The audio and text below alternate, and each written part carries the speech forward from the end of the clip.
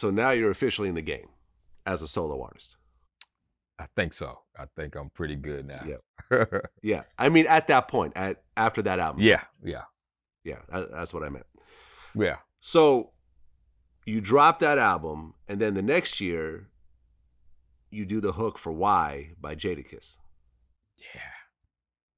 Which became Jadakiss's biggest single ever. Yeah, man. And in the studio that night, you know, Pharrell was in there, Dre and Vidal, I think Lil C's, and it was a lot of people in the studio. It was a lot of commotion. It's a lot of partying and a lot of blah, blah, blah. And I came in, they called me in, and I went in the booth. I didn't even write that. I just kind of, it's just something, I have a way of freestyling that I learned being in the house with 40 rappers with Mark Sparks, that when I hear music, you better be ready and get to the, you get to it before somebody else do. And so I learned to write just as a mental, with a mental kind of, instead of verbally, instead of, writing down my lyrics, I freestyle it and it's in my head and I'm able to recite it. And I did that and everybody got quiet.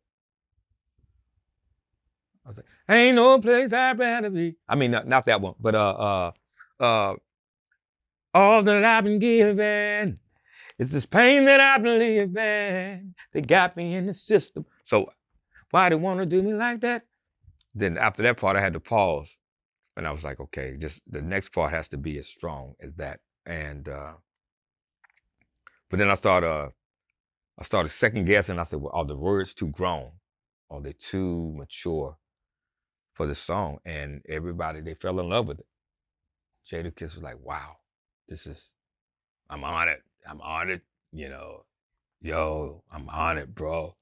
And next thing you know, they was like, they're going with that. It's a single. There's going to be a video and they want you in the video. And I was like, thank you.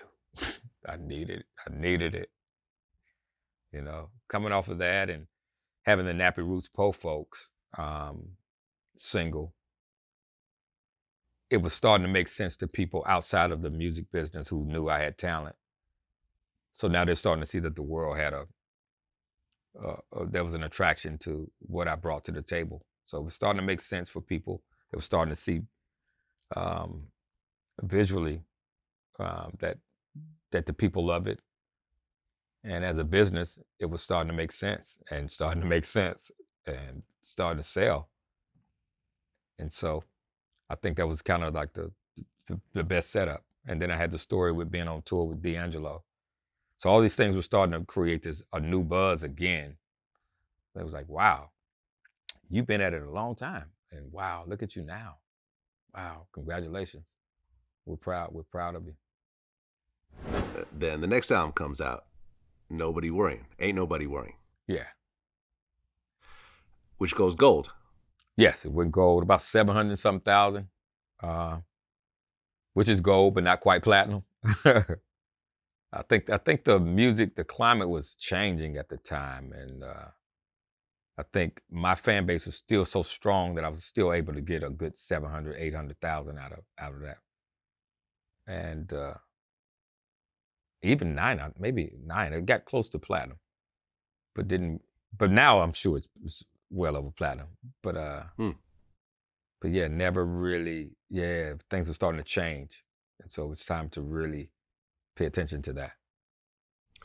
Right, and Can't Let Go, that was on that album. Can't Let Go was definitely the follow-up to Charlene, and that kept those fans, my Charlene fans, pretty satisfied, and I believe they began to feel that they could trust me with bringing them great music and great songs and great stories. Okay, and then in 2008, you dropped The Point of It All. Yeah, The Point of It All, yeah. And that had Cool on it, I think. Yeah, with David Banner. Yeah. He was a ball of energy. We're still really close. Actually, prior to doing the national anthem for the All-Star game, that year I was invited to do it. I talked to David Banner and I was like, hey man, with all the injustice and all the stuff that's going on, he said, I kind of wanna make a statement. He said, bruh, if you're gonna do it right and don't spit in their face. Meaning, don't take this as a moment to embarrass anybody. If you're gonna make a stand, take a stand. Take a stand like a man. Do it to your best black ability, and don't fuck off. Don't fuck around, and don't bullshit. And at that moment, I was like, you know what? Damn, that's what I needed because I was feeling another way. I wanted to take a moment and maybe have a shirt on that said something. And I took his advice. I did it the right way, and I just made it as purely Anthony Hamilton soul country as I could. Yeah, great song. Thank you, man. Thank you. Great song. Thank you. And then the next year, after getting nominated for a bunch of Grammys over the years, you finally win a Grammy with Al Green. Yeah. I've been nominated 18 times, man. But I got one, and they need to send it back to me. So Grammy board, can y'all send me my Grammy back? It was actually in the museum for the So Deaf exhibit. But I want it back. Been a little time now. Yeah, and you were actually in the studio with Al Green when you guys put that together. Yeah, Al Green and I both were in the studio, and he was on a mic, I was on a mic, and we're singing it like old school, man. And I'm like, I can't believe this is surreal. I even called my mom. My mom was still living, and everybody was good at this moment. I think I even called my dad. I think we had rekindled. I was like, man, I am in the studio with Al Green, like right now. I didn't take any pictures because I didn't want to spook him out. Because they were like, if he comes to the studio and if he's not feeling it, he's gonna call out some kind of word like lunch meat or some kind of code, meaning he was ready to go. And so one of the people close to him let me know, like, hey, oh, I'm so glad he feels comfortable with you. But if he says such and such, that means he's ready to go. I was like, so I'm not gonna make him go. I'm gonna be a professional. And we sang our ass off. I co-wrote 2 songs. Lay It Down, which is the title song for the album. And You Got the Love, the one that we won a Grammy for. Yeah. That Grammy was a bittersweet Grammy. Here I am in the Staples Center, and they had me in the pre-telecast, and then they had me in the main room. So I'm in the main room, and they're confused about when it's going to be called out. So they call out the Grammy win, and I'm in between both buildings, and Questlove is up doing the speech, and I wasn't there to do my speech part, and I was livid as hell. I was pissed. So I didn't enjoy that Grammy right away. I was so pissed the whole Grammy, and then toward the end, it was like, but you got a Grammy, bro. You can do your speech some other time, but you want it. And I was like, you know what, you're right. But I just, I felt like I had all these almost moments that I felt like I wanted to be there. I wanted to do a speech. I don't know what the hell I would have said, but I felt like I deserved it. But I got the Grammy, and here we are. Right. And from that point on, you get to be introduced as Grammy Award-winning singer Anthony Hamilton. Sound pretty good. Yeah.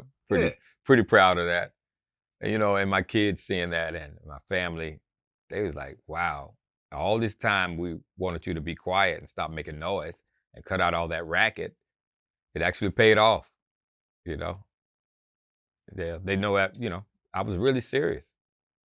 Like you start out as a child wanting something like that, whether sports or music or whatever. Nobody really believes you're going to make it. They just think he's just going through it. He'll be working at the Target, probably a manager at Target, or he can still keep cooking at the Waffle House like he used to. And once eventually they see that it's working out, and you find yourself in a place where you're in the thick of it. Going to Prince's house, being invited to Nelson Mandela's home. You know, all these people that I've been connected to, Jermaine Dupri's house, Will Smith's house, all these people, Jamie Foxx, so many people who love what I do and what I bring to the table. I'm sitting at their homes, and my family's like, "So who else house you been to?" So this conversation started to change. You know what I mean?